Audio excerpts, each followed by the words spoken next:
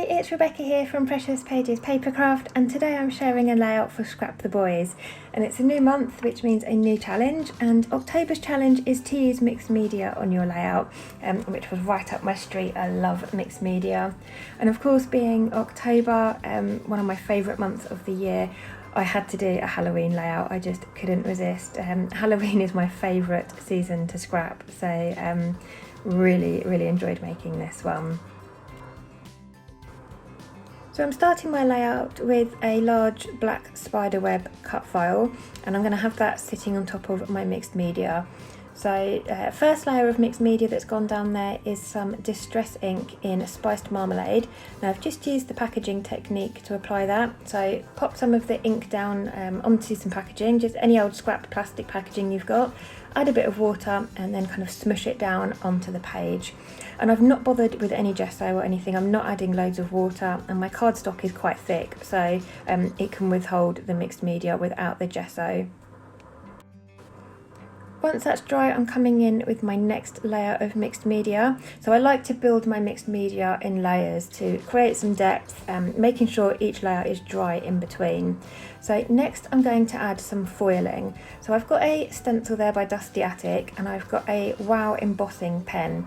So I've just drawn with the pen through the stencil there to get that imprint onto my background, and then I've added some bonding powder. Now this is really important for foiling, it has to be bonding powder, and I'm heating that up with my heat gun, making it nice and hot, and then I'm going to apply the foil on top whilst it's still hot. So if you do have a go at this, be careful because it does get very hot and you do kind of burn your fingers a bit.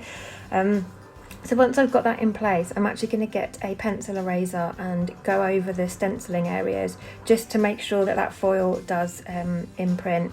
And as you can kind of see there, the foil sticks to the embossing, so not the embossing, the bonding powder. Then when you peel the foil back off, it leaves the foil behind on your layout.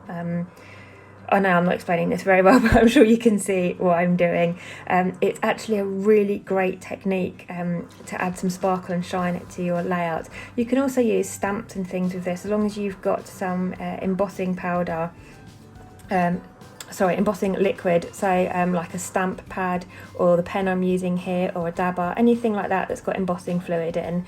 And as long as you've got that bonding powder and some fab foils, you do this technique. So I'm going to add this in several areas. I'm not worried too much about the centre part there because I know that my photos are going to sit on that. So I'm just concentrating more around the outer edge of that orange ink. I've just knocked my pot over, so I'm now trying to pick up all the powder off my desk. But same thing, just adding that stenciling with the pen, pouring the powder over, and then once that's heated up, putting the foil down on top. And I'm gonna do this in several areas just because the foil is only kind of 10 centimetres wide, so I just do a little bit at a time. So that's me finished with the foiling. I skipped through the rest of that for you, it's a bit repetitive, but you can just see there where the light catches it, it's really shiny. And it's not a perfect imprint, it's slightly patchy in areas, which is fine. That's the kind of look I go for with this. It's really hard to get it perfect, but I really like the effect it gives. It's almost like a distressed foiled look. So really happy with that, how that came out. Now I'm just adding some splatters to my background, kind of like my third layer of mixed media, if you like. So I've used the spiced marmalade distress ink again to add some orange splatters. I'm now adding black, using a black, this is an acrylic paint, and I just water that down slightly. That's just a cheap paint from Hobbycraft, which is like a craft store. And I'm going to do exactly the same technique with a gold metallic acrylic paint. I love using gold on Halloween layouts. I just think it goes really well with orange and black. So I generally do have lots of gold on my Halloween layouts.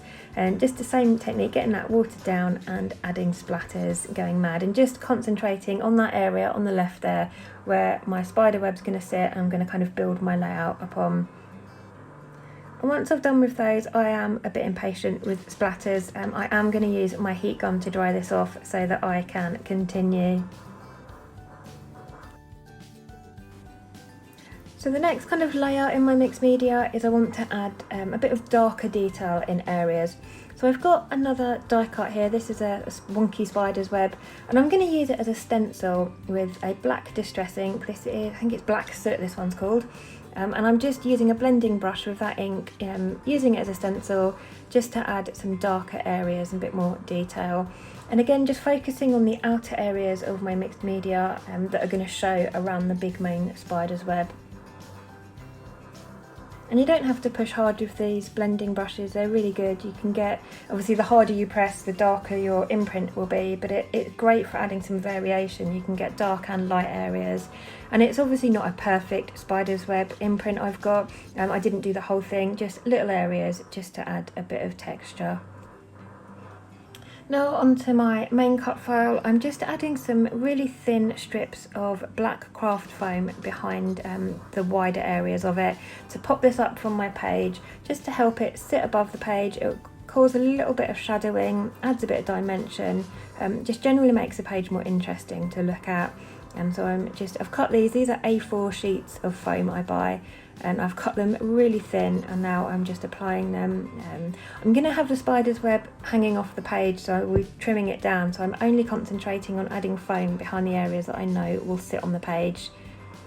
And then I'm going to stick that down with some quick dry tacky glue. This stuff dries, as the name suggests, really quickly, so it means I can carry on with the layout. And obviously snacks are imperative for scrapbooking. Skittles are my scrapbooking snack of choice. So I'm going to have my photo kind of sat in the middle of the spider's web there. And the photos of my little boy last Halloween, sitting on our doorstep just before we went, I say trick-or-treating, we didn't really do trick-or-treating obviously because of the pandemic. We just walked around our local neighbourhood with his little sweet bucket, and every time we saw a house with some pumpkins or decorations, I magically pulled some sweets out of my pocket and popped them in his bucket for him rather than knocking on the doors. But still wanted to do something because I absolutely love Halloween, and he was more than happy with that, so we might even do the same thing this year. He's a bit shy around strangers, so knocking on doors and saying trick or treat is probably a bit of a big thing for him. He's probably quite happy to just walk around and have free sweets for pointing out a pumpkin. It works quite well for both of us. So just finishing off that spider now I know which areas are on the page, just adding a tiny bit more foam behind a couple of areas. And I've raised my photo up with a foam square behind it as well, just a bit more dimension, and I find that it helps to keep your photo as the focal point of your layout. Really helps it pop off the background and stand out and draws your eye to it, which is obviously the main reason we scrapbook, isn't it? So that you preserve the memories in your photos, so you want it to stand out, you don't want it to get lost on a busy mixed media background. So I always add some foam behind my photos. And now I'm just thinking about how I want to embellish this layout. I'm not going to go too mad. I don't want to cover up all of that mixed media. What are we, 8 minutes in? So this is obviously sped up, this video. So it's taken me a long time to create that background. I don't want to cover it all up. So I'm keeping embellishing to a minimum. And I'm mainly using the Pebbles Spooky collection. I think that was from last year. So I've added my title there, which is Spooktacular. This paper is the only one that's not from Pebbles. This is a crepe paper collection. You can see on the left there that paper that's got kind of like a stony coloured background with houses. That's the Pebbles version, but the houses were a little bit smaller than I wanted, so I've used the crepe paper ones instead.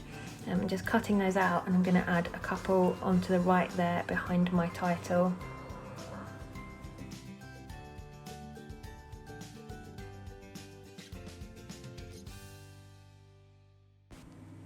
I also want a few of these cute little ghosts on my layout, so I'm going to cut 3 of those out, 2 smaller ones and then a slightly larger one, leaving a really narrow black border around the outside edge just to kind of help them pop a little bit.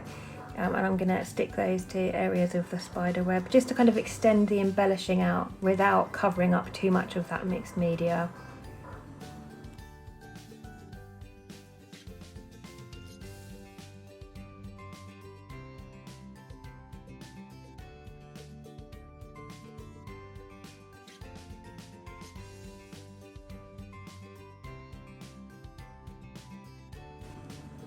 I'm adding some foam around behind these houses as well, just to pop those up for a bit more dimension, and then kind of layer them one behind the other. I'm going to add some stickers as well. I think I end up using stickers from an Echo Park collection. I just wanted a couple of pumpkins, but I've used all the ones from my Simple Stories sticker sheet already from Boo Crew last year. So these are from an Echo Park collection, and then I wanted a few bats as well. I don't remember where this paper's from, but I've got a whole pizza box full of random Halloween papers that are lasting me years, so I'm slowly getting through them one tiny bat at a time. But I'm going to add a couple of these bats up the top as well, and I'm going to raise those up on foam pad just to give them a bit more dimension and make them look more realistic, like they are actually flying. So just skip through the rest of that fussy cutting, bringing in another pumpkin there and just having a look at it, seeing if I want to add much more. Like I said, I don't want to go too mad, so I think at this point I'm thinking about calling it a day. So I'm just going to finish off with some white splatters all over my layout. I'm going to cover my photo up and just add those splatters all over. Not worried if they land on my embellishments or anything like that. It just adds a bit more interest to the page. But I do love to add white splatters, so just making sure that photo is covered up. I still managed to get some on my photo somehow, but managed to get it off with a baby wipe, so it's not the end of the world. And at this point, I'm kind of thinking that's my layout done. So I'd wash that white paint off. It's gesso actually I've used there, watered down white gesso. But I wipe that off and think I'm done. And then I go to bed and I wake up the next morning ready to take photos of my layout and decide I wanted something over on that right hand side. So I didn't want to add more mixed media because I thought that would just distract you too much from all the detail on the left hand side of the page. So I've decided to go with some torn paper strips instead. I haven't really got much in the way of pattern paper on this layout. I've got a couple of fussy cut elements and that's it. So I'm bringing in a couple of strips of paper down the side. They're both the same paper actually. I've got the A side and the B side. And I think this is a paper from that Pebbles Spooky collection as well. So I'm just going to layer those. I've got an orange one with black writing on it, and then the black paper that I'm sticking down now has got a really subtle grey spiderweb pattern on it, which I thought worked quite well. So I'm going to have those to the side there and distress those edges, roll them back so that you can see a bit of the white from where I've torn it. And I love the texture that brings. And now that is my layout finished. So thank you very much for joining me today. I hope you found you've enjoyed this and found it inspiring. It's inspired you to have a play with mixed media. Don't be scared of it. If it's something you've not tried before but you want to have a dabble, just play. If you don't like what you create, you can put it in the bin. It's not the end of the world. It is just cardstock and paper. One thing I will say though is it might look a mess to start with, but once you've added your embellishments and your photos and things, mixed media does tend to look totally different. So you might hate it to start with, but once you've built your layout on top of it, you might actually find you really like it at the end. So do give it a try.